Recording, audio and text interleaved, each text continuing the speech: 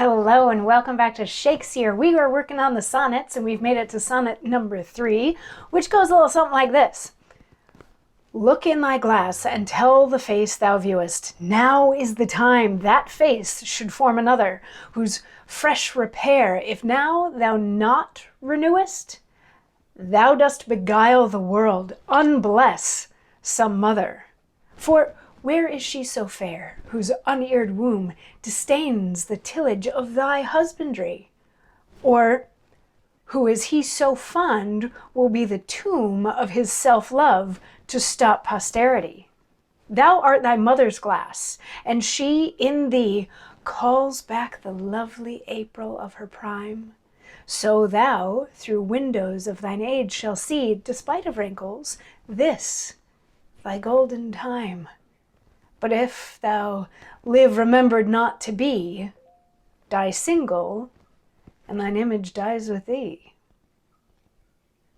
So this is continuing on, and similar to yesterday, to me it was fairly obvious what this one was about, and maybe also because I'd read the other couple, so maybe it's a little bit obvious to you. This is another one where Shakespeare, as the author, is telling somebody to procreate. Now, what's interesting about this one is we finally get an idea that this is a man that Shakespeare is talking to, whereas the other ones didn't specifically talk about gender. This one, in the middle of it, says, and of course, there's no woman that would refuse you, or there's no woman that would not want to have a child with you. And, various relationship dynamics aside, at the time, they weren't necessarily able to do artificial insemination and so on and so forth. So this is leaning towards a heterosexual type relationship, so by default it's probably a man that Shakespeare is talking to.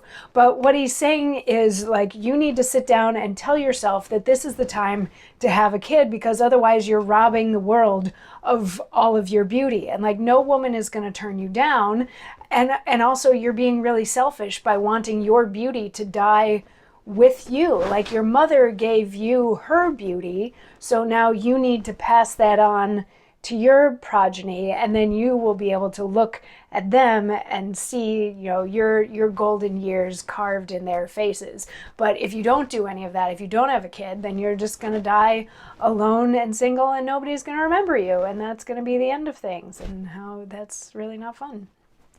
So there is still the question of why Shakespeare was so adamant that this particular person should procreate. Like, was he giving himself a pep talk? Was he talking to one of his kids? Was he just sort of putting this out there because he wanted there to be more beautiful people in the world? Was he obsessed with one particular young gentleman who he, wanted to procreate? I don't know. I'm not sure if anybody knows. If you know, or know of somebody who knows, leave a message in the comments, because as I've said several times, I am not an expert on the sonnets. But anyway, so I like to learn about them. But anyway, come on back tomorrow for sonnet number 4. We'll figure out how long this procreation obsession goes on. I'll see you then. Mwah.